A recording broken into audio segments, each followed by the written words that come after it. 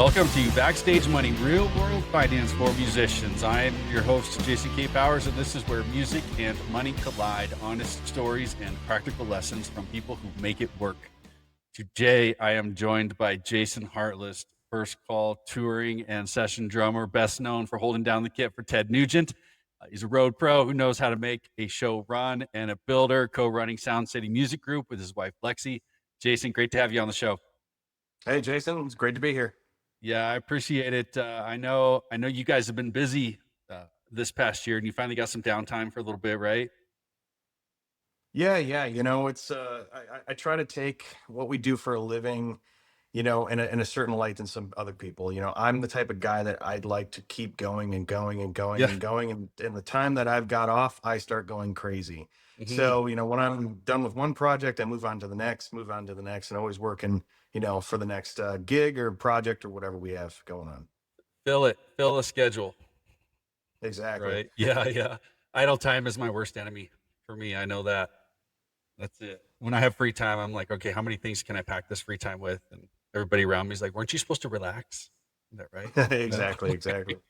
That's it. So, I always like to kind of start with a origin story. Give me the background on how did you get to doing what you're doing these days? How did you get started? When did you start? You own a couple of drums. If for our listeners, for our viewers who are watching, you can see he's got one or two drums sitting there behind him.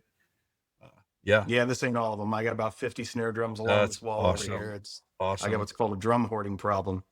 But I'm very fortunate. I kind of grew up in a musical family. My dad was a professional drummer, and I grew up in Detroit, and around that area, he had a bunch of bands that did pretty well regionally. And I was born in '94, and around that time, he was kind of involved with the Ace Frehley camp. And right when I was born, he kind of retired playing drums and moved into the business, world. And kind of before I can even walk, I was, tapping drums. And then before you know it, I started jamming with some of his buddies around Detroit when I was about 4 or 5, playing clubs. And then, fast forward to when I was about 8 years old, the Corky Lang, the drummer of Mountain, ended up becoming my mentor. And he came to Detroit, and we worked in the studio and did a kind of a solo record. And that kind of was the launching pad of kind of what led me to start touring the country and Canada around the age of 12. Wow. And I've been very fortunate to open, by the time I was 14, for Motley Crue and Godsmack, and you name it, we were doing it. And then fast forward to my teens, started touring a lot more aggressively, and I joined Ted Nugent when I would turn 21. Wild. Was it just surreal, I guess, being at such a young age and being in these positions, opening for legendary bands already? Or was this just like normal for you? You were like, well, I mean, I think I grew up kind of around this stuff, and like I mentioned, my dad was, very close with Ace Frehley, who had recently passed. And, so by the time I was born, I was around, a lot of, iconic musicians. So I kind of just have always been natural to it. And, it's just been kind of part of my life. And, I just touring and being on the road and traveling the country has just always been, something I love doing. And been very, very fortunate to have been doing it, as long as I have, and get to play some amazing people. Yeah.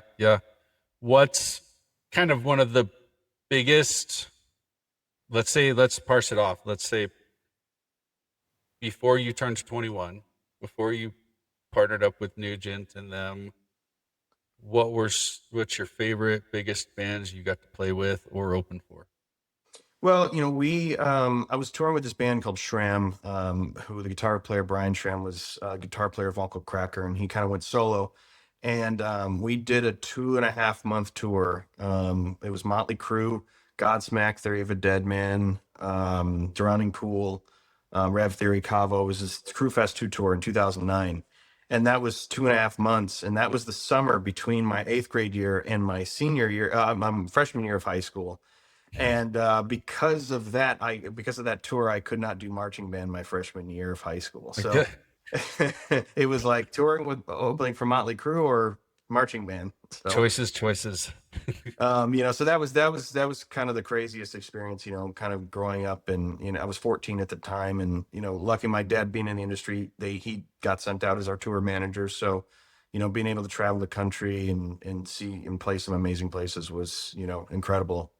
Right, right. And then how did you end up pairing up with Nugent? Well, it's kind of a long story, but long story short, in 2014, 14, I was opening for Ted, touring with a band called Pistol Day Parade, who we had a lot of success. And we had a potential number one, but the band broke up, with Rockstar's Girlfriend. And we toured opening for Ted for 2 months, and we got done with that tour. It was, if you've seen the movie That Thing You Do, that's 100% the story of that band. Um, and it's a shame. But after that tour, Ted decided he was going to change up the lineup, and he ended up giving me a call. And here we are, 10 plus years later, and 500 plus gigs together later. And now I also oversee his entire audio and visual catalog and his archives, and, oversee a lot of stuff on the business side of Ted's career. And it's been, amazing. He's treated me like family, and couldn't ask for a better person to work for. Well, let's talk a little bit on the drummer side of your career. From a band leader kind of point of view, what gets a yes when they're picking a drummer? What are some things that help for guys in your business, your line of business, where they're going to go out and they want to get hired as a drummer, session drummer, or whatever it is? What's some advice you can be giving them in that regard? Well, I think the biggest thing, coming from a hired gun standpoint, and unfortunately, a lot of people's egos gets in the way, and it affords them that they either get fired or they don't get hired on gigs. Is at the end of the day, when someone's hiring you, you have to say yes, even if you don't agree with what they're wanting the final product to be, even if they don't agree with what they're telling you to do playing wise. If you're not there, you're and say yes to whatever your the artist or the music director or the producer or whoever's there to that's it's their project, it's their gig, the one that's cutting your check. If you don't be that yes man, then don't be a hired gun musician, and Yeah. it's unfortunately something that a lot of people, even people that have had good resumes, they don't end up doing it, and it leads to not getting phone calls or not getting callbacks or anything like that. So being in that mindset of when you're on a gig, you're there to please that artist, you're there to be that Swiss Army knife, as you will, of whatever that person needs. And if you're not, then enjoy making your own songs. Yeah, yeah. What do you find some key factors are in artists hiring those drummers? Like besides, talent is obviously a huge thing, but Yeah, I mean, what I else? think I think if at the end of the day, it goes back to what I just said. About egos. Being that consummate professional that is always a team player, someone that's easy to get along with, someone that's drama free, someone that is not an alcoholic, someone that's not a drug addict. Someone that's just they know going to be dependable. They know they're going to make bus call. They know they're going to make their plane. They know they're going to Mhm. be where they need to be at that time. And there's a lot of cases that people get hired, they might not be the greatest musicians ever, but they might have gigs just because they know that they're going to be dependable. You know, they might be able to do their job okay, playing wise, but if they're never late, if they're always professional, those people a lot of times are going to get hired better than the ones that, are the greatest musicians in the world. Right, right. Is there a typical on this side of things? Is there a typical, I'm gonna say pay structure, or pay setup that is more common than others for drummers? Weekly or per show or day rate per diem. What kind of It, scenarios do you run into? it's all over the place. The weekly is common, but also the per show is common. We're seeing more and more artists leaning towards one-off gigs versus going on the road for 2 months. So are going to see more of a per gig pay structure. I think the biggest issue though is we've gotten to a point to where the pay structure really hasn't changed. We're still, a lot of artists and a lot of producers and a lot of people are paying their musicians the same that they were 20 years ago, 30 years ago. Yeah. And I talked to buddies of mine that, were touring in the 80s, and, they got paid in the 80s a weekly rate or a per show rate, almost what some people are getting paid nowadays for weekly or per show rate. So we haven't seen, even with the inflation of, the world, the United States, there hasn't been a adjustment put into play when it comes to what musicians are getting paid, and that's kind of made it difficult.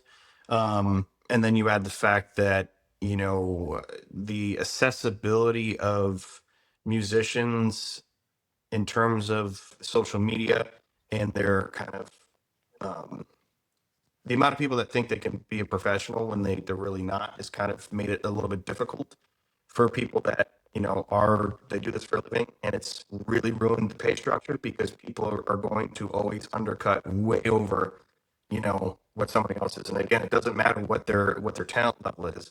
Someone out there is going to do a gig for free or do a gig for $50 just because they want that gig, and then at the end of the day it'll end up screwing over musicians that are should be getting good pay scales. Yeah, that's actually kind of surprising to hear. If the pay hasn't really gone up over the years, obviously expenses have. Obviously, the industry has gone up in revenue as a whole. It's a common theme. Ticket prices are getting to be through the roof, and the musicians, by and large, are not reaping the reward of that difference. You know, and Well, and even then, I think the common misconception of this industry is like, yes, the gross revenue of the industry is gone like this. However, the expenses have gone like this. Touring wise, it's costing a heck of a lot of money for tour buses and hotels and travel, and things like that. So even though that everything's gone up revenue wise, the expenses have gone right up with it. And COVID definitely put a big issue with that. Tour buses, for instance, right when um, everything kind of reopened in 21, tour buses were astronomically. Now, granted, that was a supply and demand issue, but we've also found there's an issue of bus companies aren't lowering their rates because now they know, oh, well, we can get this amount of money for this bus. So yeah, why right. would we lower our prices? So, and that's a common theme around a lot of different things. And of course, with everything's going on with the Supreme Court, with Live Nation and Ticketmaster's monopoly, hopefully, if they can break that up, it'll help a lot more competition in terms of we're not just having two promoters in the United States, or two major ones with Live Nation and AEG, and then a couple regional. We have more regional, and we have more opportunities for these smaller companies to kind of be more competitive, which then lowers the ticket prices, and it's going to allow the fan and the artist to, even though the artist might be getting X amount of dollars, at the end of the day those ticket master and those promoters are taking a heck of a lot bigger cut than Used to be, yeah, one would yeah. think they would be. It's hard to filter, unless you're just in the thick of it. It really is hard to filter what's accurate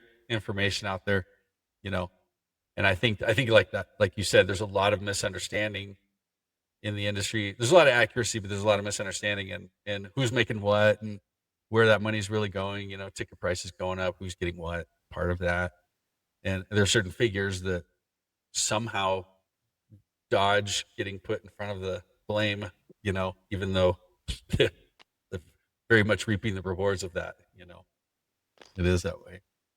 Well, so back to kind of the weekly and per show, and as you set up an arrangement with the artist, who's hiring you, what do you recommend? What kinds of things do you think are important, maybe to be on paper, and how should that pan out? Formal contracts. How much are handshakes? How much are on spec? If this, then that kind of thing. Well, I mean, I guess it depends. Like to answer kind of the first part of that question, I think the musician needs to know their worth. And that, again, going back to what I said earlier about musicians undercutting just to Yeah. get the gig. And when people do that, it screws Mhm. everybody, including that person in the long run, because then that person in 5 years might get undercut by someone else doing the same thing. And, knowing your worth, knowing how much you are worth. Now, granted, not going, through the moon saying, I want $30,000 for a gig, Yeah. is one thing as a just a sideman artist. But um, knowing your worth is a big thing, not undercutting yourself just to do it. Um, Now we've all done, sessions for free and gigs for free, for buddies or whatever, just to have fun. Or I know, Mhm. this engineer that I've done a lot of work for saying, hey, they don't have a big budget. Can you cut, drums on this record? I've done that 1,000 times, just it's because it's always at the end of the day, it always comes full circle. But as long as you're not doing it in a way of like, I'm going to do this gig for free just because I need this gig. I need this gig, because I got nothing else, that's when it becomes an issue. But kind of the second part of your question, I've never, as a hired gun musician, I personally have never dealt with actual written formal contracts. It's all handshake deals with the managers. Um, but I've, worked with a lot of different people. And I know for my and my wife's business, when we hire musicians, we have a formal contract because they're Right. corporate events and we've got different kind of situations set up than say a touring artist. So we've got formal contracts with these players, one time thing, just basically, keep all the insurance liability and make sure they know what they're expecting and all that type of stuff. But formal contracts are not, unless you're dealing with A1 massive artist, it's all gonna be handshake deals. And again, a lot of people have been, screwed over, a lot of people haven't, but in the day of social media, I think it'll get out pretty quick if an artist doesn't pay a musician, and then, you know, so it's a little bit easier to kind of control that, Yeah. handshake deals these days. Sure. Sure. Be hard to find a drummer if you're not paying them. Exactly. Right. That's it. What's your thoughts on beyond the session gigs and being paid, and we said work for hire? What if you get into recording Yeah, I mean, and things like that? it's we all hear the horror stories about, artists signing their lives away to the labels and, the label owning everything in perpetuity and 360 deals and all this other stuff that's involved. And of course, like there's a lot of misconceptions of why certain things happen. I'm very pro label. I've always been pro label. And the reason that is because at the end of the day, if you're an artist, you look at every single artist that's ever existed. Every single one has had a manager with a major label at some point or the other. Whether even if it was an indie label, they were still Hmm. distributed by a major label. And I think with the modernization of streaming and the modernization of what this business has kind of turned into, we've fallen into a situation of more and more DIY artists are in the mind frame of, I don't need a label. I don't need, I can do this all myself because I can take my phone, I can fart on my phone, and I can have it uploaded on Spotify and Apple Music tomorrow. I take the mentality. I don't agree with it. And the reason being is it creates massive oversaturation within the business, which it turns into just a Hmm. frenzy of so much content. And we look at the percentage of what content is actually really good and worth the commercial success and worth a massive fan base. It makes it a lot harder, which then the major labels nowadays are in the position of like, well, we have to shove all of our only top artists down everyone's throats because that's the only way we're to be able to actually penetrate through the oversaturation of the business. Now, when it comes to mastership owners, that's always the big thing. Well, the artist doesn't own their masters and, they don't own their recordings and they don't own their publishing and things like that. It's a little bit easier to negotiate things these days because of the oversaturation. Like even to this day, I still hear of people Mhm. that end up signing their life away to the major labels or any sort of label, saying we own your masters in perpetuity, we own all your publishing, we own all this. And if that situation is a in play, the only way it makes sense is if that label is investing in your project heavily. Now, I look at a major label as an investment bank. That label is investing their capital into your career. Now, that investment Mhm. bank, as the label, is also supplying your marketing, supplying all your distribution, supplying all the things that you need and to be a successful artist, which DIY artists don't have.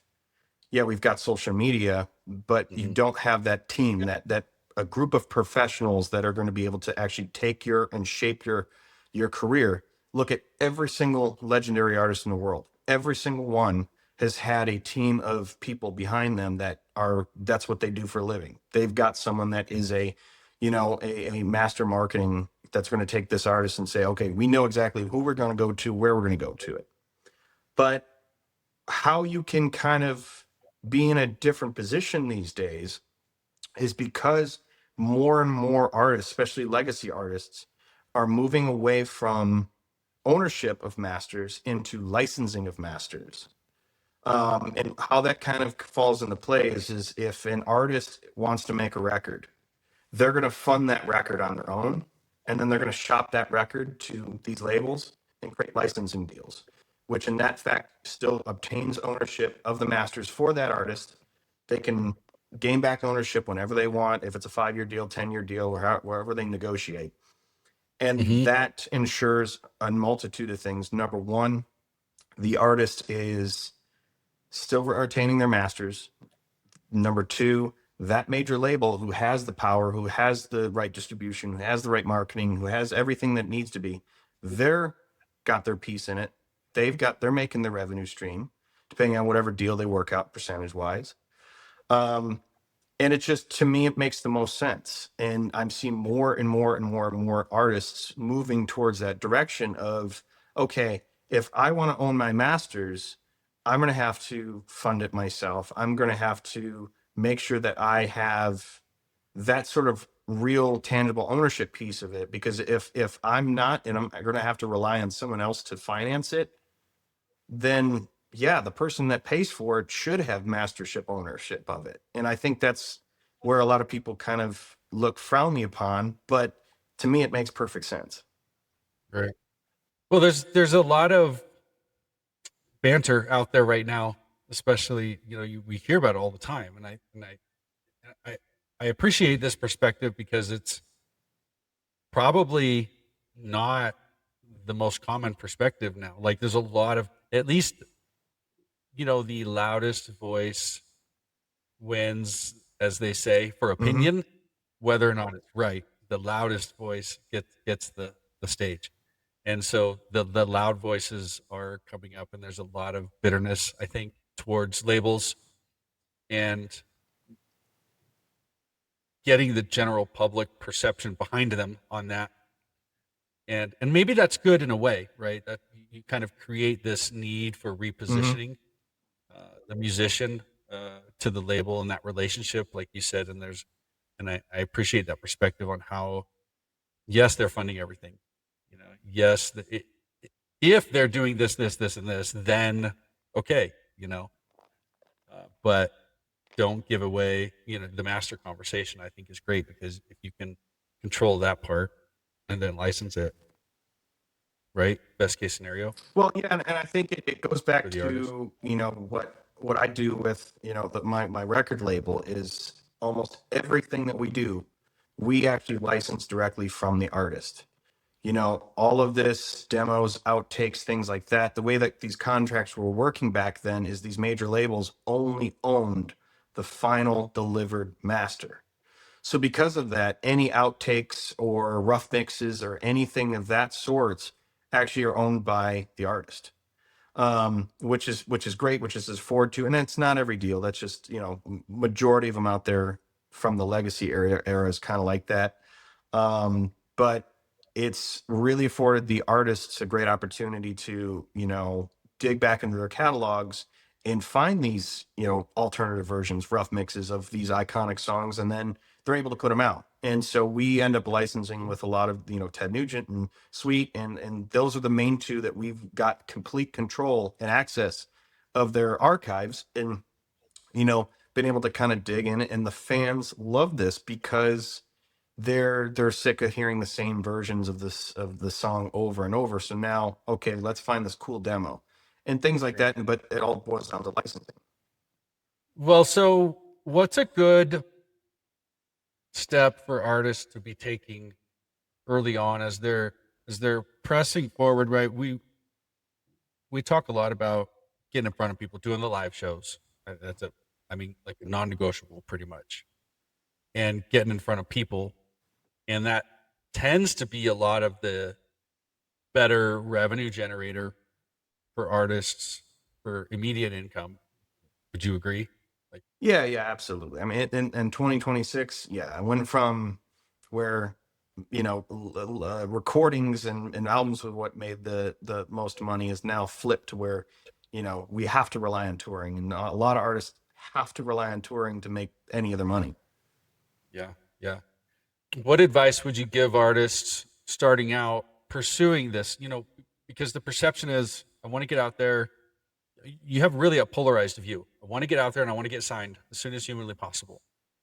Then you've got the other side, on the indie side, where it's like, forget labels, man. I don't want to be signed, and I'm gonna do it all myself. So there's probably a happy medium, but either lane, they've all got to start somewhere, and they've all got to get the first few steps in to start pushing stuff out. You tend to lean on. I mean, is your perspective get signed as soon as possible, Well, or the days of artist development don't exist anymore, which to me again is a tragedy, because I think artist development is so key into the early development and kind of molding of an artist. I mean, we look at, again, all these iconic artists. They had artist development, especially 70s and 80s and 90s, when the machine of the music business was at its peak.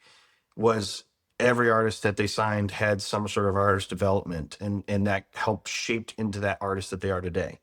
You know, Michael Jackson, he was big on, the biggest artist of all time, and Jackson 5 and all that stuff.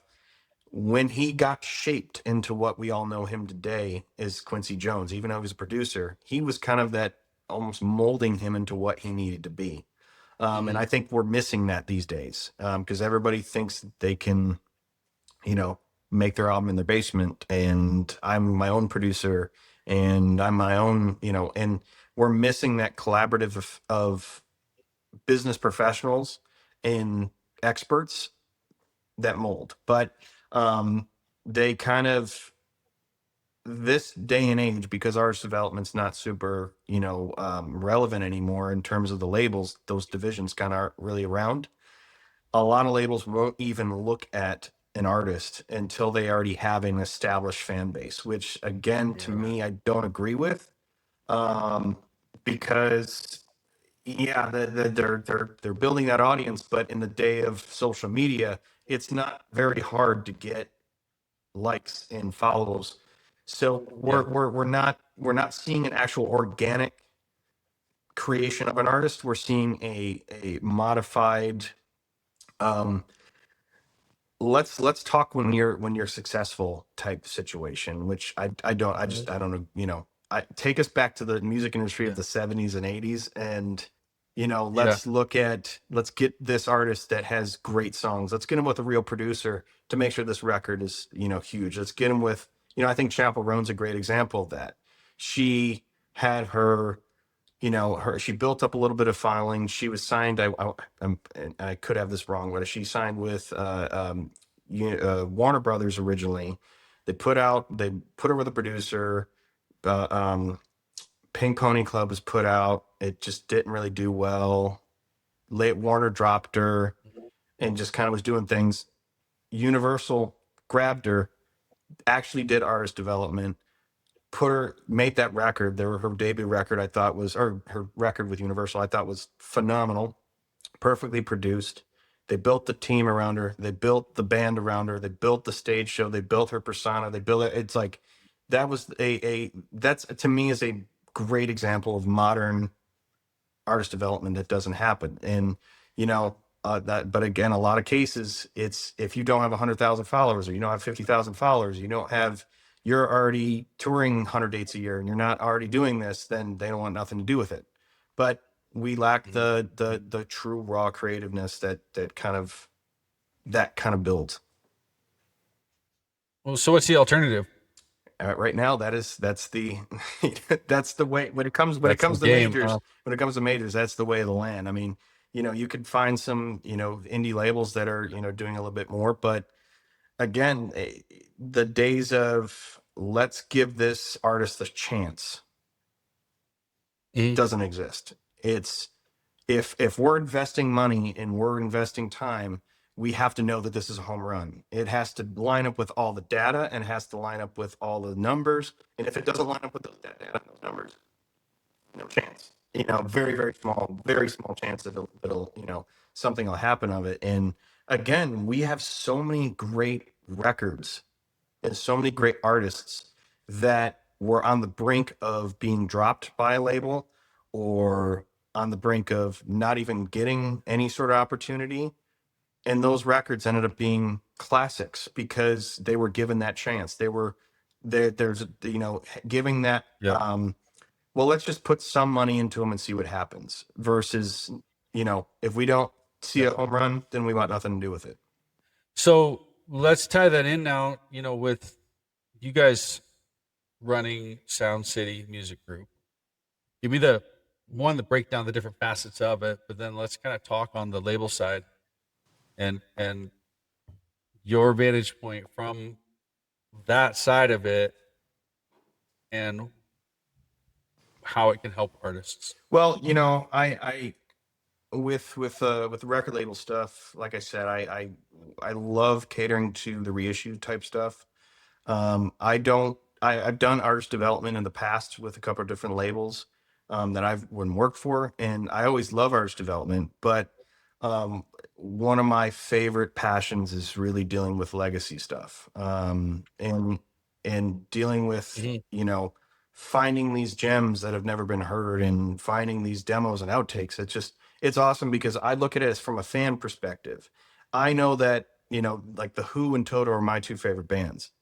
I know the Who has been pretty consistently releasing these super deluxe editions of their albums over the last 10, 15 years. And we hear awesome raw stuff. We hear awesome things. So that's as a fan, that's my favorite facet of doing that thing. So I don't really we don't really tailor ourselves to any artist development. But in terms of, how we kind of run our businesses, we try to be as musician forward as possible, because at the end of the day, we're owned and run by working professionals, so we know what it's like to get screwed over on a deal, and we know what it's like to not have everything done the right way, and it sucks. So everyone that works for us, with our dueling piano side of things, every person that works for us, we try to make sure that when I handle all the travel arrangements and I handle all the logistics stuff, that it's done exactly how I learned how to do it by working with some of the best tour managers in the world. And knowing that even though that they're Mhm. just they're corporate gigs, they're cool, fun corporate gigs, I like to make sure they're treated as if we're on the road. We got, itineraries exactly like it is. It's all laid out, very straightforward and streamlined, because I know for me, if I was in a situation where it was disorganized and chaotic, I would go nuts. So we try to make sure we look at Mhm. as much as possible as we're musicians, we are professional, we know what we want from people that we work with. So anybody that works with us, we want to give them the same thing. So running these different, being involved in these different facets from the Sound City Music Group categories and the drumming and business ebb and flows. And what is your what kind of go-to things are there when you're on the downturns, you see you've got whatever it is, a 3-month gap ahead of something. What kinds of things are you doing to fill Well, in the gaps? there's been times in my life that it's been like that. There's been times where, I haven't had a gig in months, or I haven't had a project going on and things like that. And when those times happen, I always try to figure out something else, to kind of suffice it. However, we've now built, the company and built a lot of different things up so much that we never really have downtime. I know that I'm always working on projects. I mean, the last Mhm. probably 3 or 4 years, I've been developing Ted Nugent's fan club archive called the Nuge Vault, and we launched that back in I think March of 25. And it's kind of the first of its kind interactive audio video archive that we kind of blend old school fan clubs where these members are getting physical tangible items, but they're also getting a massive catalog of digital archives. um, that takes up a lot of time that I have because I'm always transferring new stuff, uploading new stuff, restoring new stuff, and then right now I'm in the middle of editing the new book for Ted Nugent, and then we're working on this project, and I've got this project, and so it gets to the point to where now I'm like, Yeah. dang, I need an assistant or something because there's so much stuff, and kind of different Yeah. aspects going on that it's like, okay, well, how can I make sure I'm executing everything correctly? But my Right. wife and I are big Disney people, so we go to Disney World all the time as that kind of escape from, work for a little bit. But, when I'm home, we're always working on something different in the next project. So, and if I wasn't like that, I'd go Yeah. crazy. Well, so what have you found to be, from a financial side, to be good, even before you got too busy? Like, what are some good buffers or financial strategies to prep for the downtime? We have conversations all the time about artists are all of a sudden just scrambling, for lack of planning, really, or just there wasn't enough windfall when they were making the money. Just, I guess, ultimately it's lack of planning, or they're not making enough to begin with, or there's not enough future planning going on to buffer those slow times. What kinds of things have you seen be helpful in filling those gaps? Well, well, I think the advantage to being a musician is you can always find gigs, whether it's a corner bar gig or a corporate gig, or whatever. You can make money at any level of music, Mm, and like I know so many of my buddies that the only thing that they do is touring. They don't do anything else. mhm, They just do that. And a lot of times they're off for months and months on end. So they end up playing Broadway in Nashville, or they do sessions. Like I'm always been I always love doing sessions when I'm not on the road, or mhm, I never been one to kind of, I do gigs here and there, but I've always been a studio guy. So that's what I do during my downtime. mhm, But it's again, I think there's a lot of musicians that also, they kind of get into this mindset of like when they're not on the road that they don't prep, so they start scrambling. So what do? They end up finding a buddy that owns a construction company, so they got to do that. mhm. So we end up seeing Sure. these musicians that work on the road, and then they come home, and then they're like, okay, well, now I got actually get a day job until my next gig. So that's Yeah. always been the common thing since the dawn of this industry, is if Yeah. they're not on the road and they're not doing anything else, I guess I'm getting, doing something else. But that's why I've tried to, as much as I can, to build my career outside of my career, so that when I'm not on the road, not doing gigs, I'm completely swamped with still in this business. And growing up in it, being around it, it's always a love-hate relationship Yeah. with the music industry. And but at the end of the day, it's what I do, it's what I love.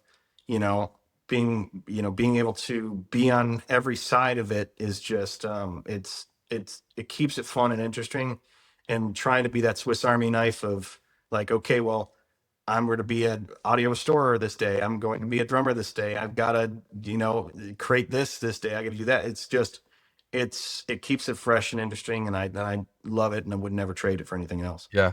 Well, so I know there's a discussion that we've had, I was talking with you and your wife the other day a little bit about what we call the infinite banking concept. And that's one of the things that I teach musicians and how to utilize it. Can you give me your perspective on what that is and what the advantage is, maybe from your vantage point? Well, I think the biggest thing about it is like, we never want our money tied up in a situation where we end up, you know, getting heavily taxed. If I put money in there, I want to know that that's my money. I want to know that I can obtain my money anytime it needs to be. I think the best way of for musicians to utilize this concept is, if say you want to fund your recording project, say you want to be in a situation where you will own your masters, you will pay for it yourself. This kind of is a great concept to where you can kind of do that and not be in a situation where you owe people money. You Hmm. just pay yourself back essentially. So it's great for that. And I think when more musicians kind of start learning that, understanding that that kind of situation, I think it'll be great for these DIY artists to be able to own their stuff, so that when they go and license it to a major Hmm. label to do great things, they still have control. Yeah. Yeah. I think it's a good vehicle. I'm obviously biased, but I was practicing this before I got into it as a career anyway. And I love how flexible it is. I love the versatility of it, right? The fact that I can put my money into this vehicle and it grows uninterrupted throughout my life. The fact that I can access that money, I haven't given that control over to somebody else, you know? And for musicians specifically, it, I got into this, I started this podcast, I put the ebook together because I saw the advantage. I am sold on the advantage for musicians on how you can fund this vehicle. You're going to save for something. You're going to finance something throughout your life. You're going to need leverage. You're going to need to buffer the slow times and all the stuff that happens in life. And this vehicle is one of the ways that you can really smooth out that process and build up a vehicle that you can, right, borrow against, buy another drum because Lord knows you need one, and buy that drum kit when you need it instead of, okay, I need it now, I'm going to finance it and put it on a credit card. But I didn't lose access to all of that money. It didn't stop growing somewhere else, right? And then I could refill that pot, and then, oh, I'm not getting any income for 3 months. Now I have something to fall back on for a little bit, and then refill that pot once you get back up and running, right? And just this it can work in perpetuity, the way I see it. Yeah, hopefully you guys are finding advantage to it. I know you guys are doing a little bit in your own life, Yeah, and absolutely. I think luckily, we're in a situation where we've got these things that build that cash flow. So yeah, we don't use it from a business side, but I know a lot of other people that, utilizing it for your business, so for your career, is a really, really great advantage to use. And we use it more on a personal side of things. But, yeah, I think as this concept kind of gets more known and more people start hearing about it and implementing it, I think that you'll find that it will be a lot more beneficial than using a credit card and things of like that nature sure. when you have to make a big purchase.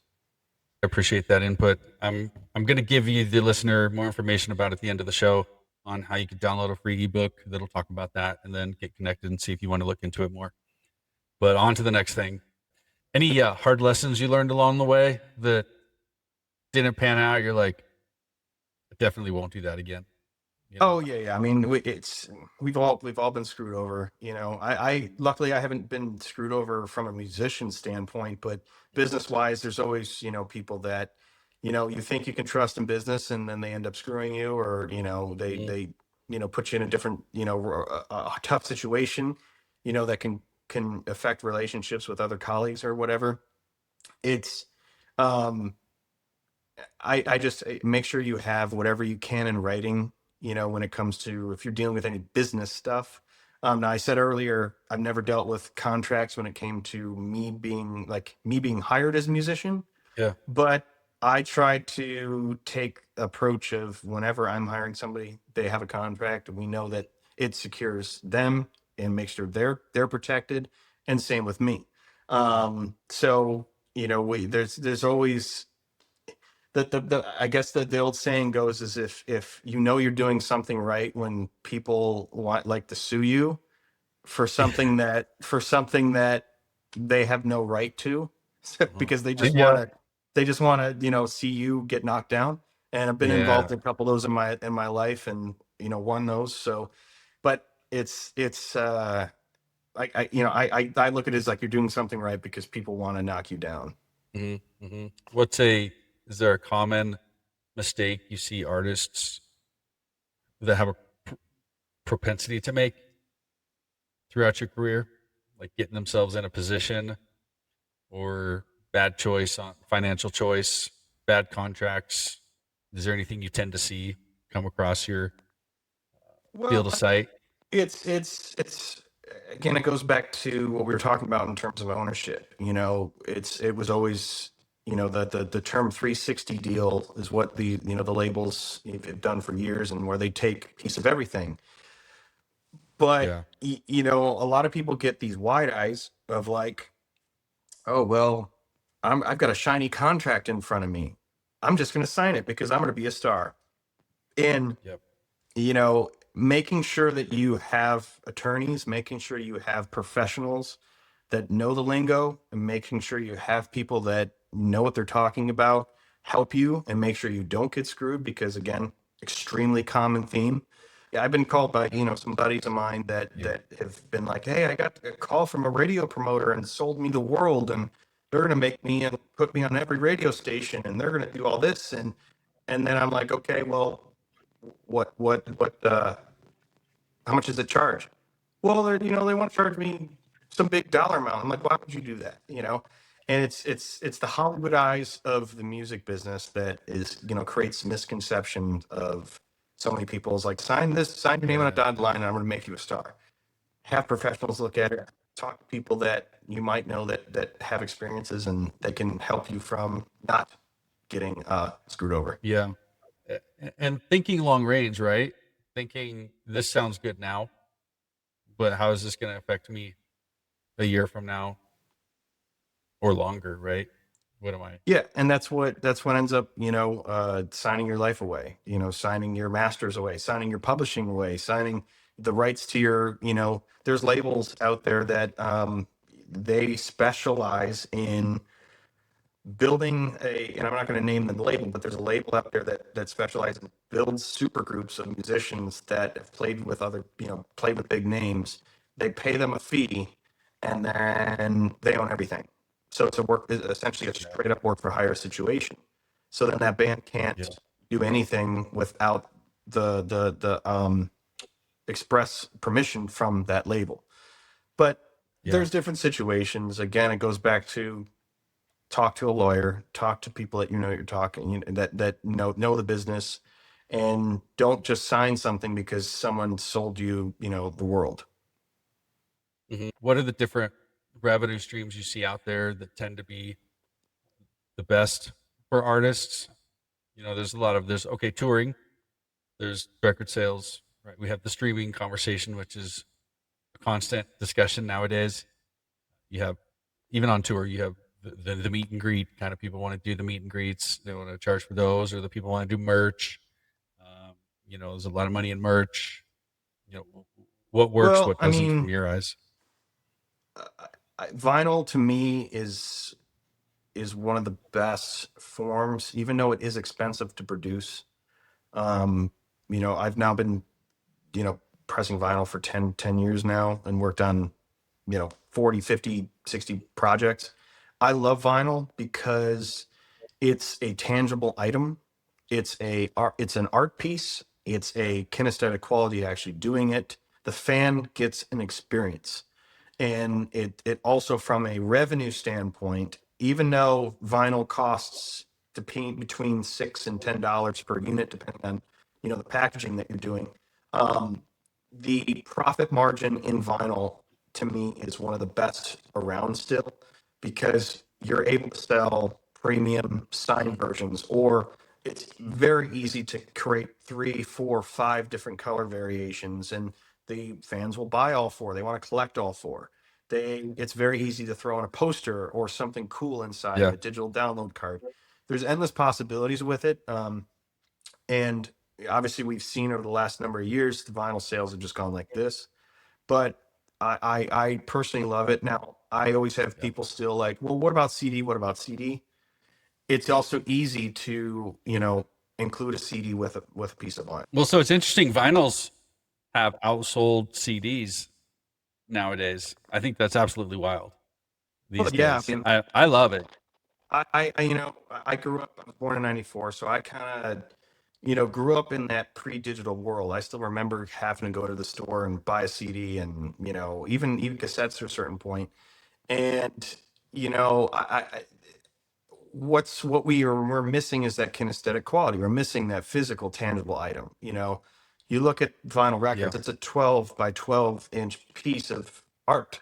That's why people, they frame them, Yeah. they do all this stuff. So it's great from a revenue standpoint. You're able to do deluxe editions, all that stuff. But, I think we're seeing more and more meet and greets is becoming a great revenue stream for the artists. And, at the end of the day, you have to look at it like this. What does the fan want? The fan wants something that they can hold or they can see or they can have that's going to connect them to that artist. You know, that meet and greet opportunity. There's some meet and greets out there that's you take a picture and you're moved along. It's like a, cattle line. You're just click next, click next. Yeah. But like, Yep. I'll use Ted as a great example. His meet and greets are phenomenal because it's a half hour and you're sitting in a room and you're just hanging out, and the amount of people that have not only um, come away with like, that was the best experience of my life, but also the next time we come to that city, we're seeing those same people. Yeah. The meet and greet experience is there's such a variety, and I've been on the fan side plenty where it's step and repeat. That's always disappointing.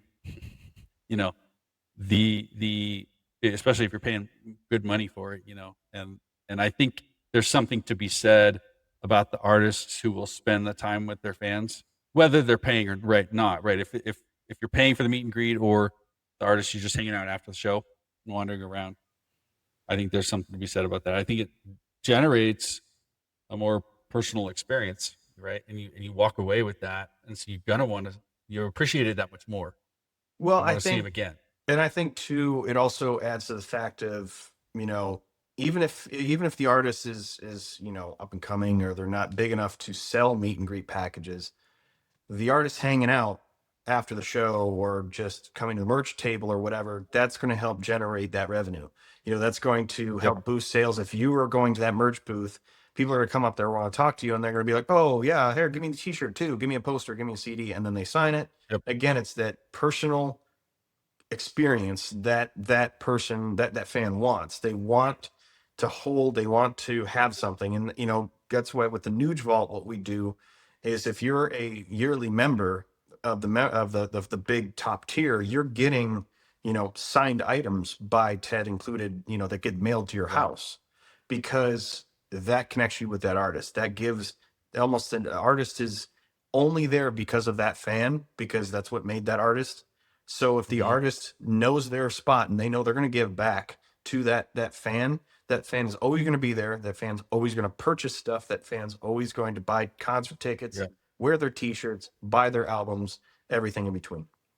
Yeah, I agree. I agree. All right. So as we land this plane, every show we wrap with what we call final riffs. It's short questions, quick answers. First thing that comes to mind, and you can always pass. And just a kind of a fun thing we do at the end. Get to know whoever we're talking to a little bit more. You ready? Absolutely. All right. I think I know the answer. First drummer who made you want to play for a living? Mick Tucker from the Sweet. When I was 2 years old, that was my first drumming influence. But I've How had a fun. million since then. How fun. One song you never get tired of playing live. Got to be Stranglehold just because it's so iconic. Yes. All right. Favorite venue to play in and why? It was a cross between three different venues. The Pine Knob Amphitheater in Detroit and Freedom Hill Amphitheater in Detroit. Now, Freedom Hill Amphitheater in Detroit is more special because I literally grew up on the other side of the hill. And it's a, Okay. 15,000 seat amphitheater. I play with Ted all the time. So it's literally playing at home. But, and then the Ryman Auditorium here, I've played a few times, and that's here in Nashville. And that's just such an iconic venue. Yes. Yes. Awesome. All right. Coffee, tea, or something stronger? Coffee. Coffee all day. One piece of advice to your 18-year-old self. I guess it would just be, making sure you're enjoying the moment as much as possible. I've always enjoyed the moment, but maybe my 31-year-old self, enjoys a little bit more than my 18-year-old self. Yeah. Yeah. All right. A non-music hobby that maybe keeps you sane? Going to Disney theme parks. Disney theme parks. Yeah. Yeah. Mm-hmm. All right. If you weren't a drummer, what do you think you'd be doing? Doing exactly what I'm doing and being a, industry executive, because I just love it so much. Great. Great. All right, Jason, that was great. I appreciate you being on. I love the perspective, especially on the label side. And I want you to take a second actually and share how people can reach out to you if they want to. How can we follow you, see what's going on? If people want to touch base on your Sound City music group, check that out. How can we find you? Yeah, I mean, I tried to cater myself as a very approachable and easy to find on all social media and internet, because that's the day we live in. So, Jason Hartless on all the platforms and things like that. And, soundcitymusicgroup.com, is a great way for, to learn more about, our label and everything we do between. Cool.